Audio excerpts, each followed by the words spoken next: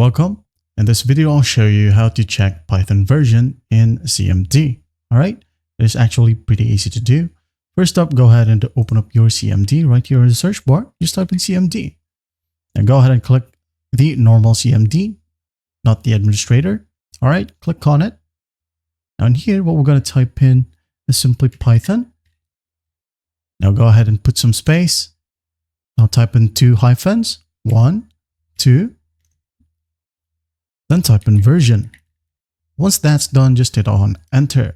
As you can see here, I only have one Python version, which is 3.13.2. If you do have multiple versions installed in your computer, you should be able to see a list right here. Now, another way to check your Python version is just by going to your search bar and type in add or remove programs. Right here, just click on it. And as you can see here, I only have Python 3.13.2, which is a 64-bit because I'm running a 64-bit operating system. All right, that's basically how you do it. Well, I hope this video helps, and I'll see you in the next one.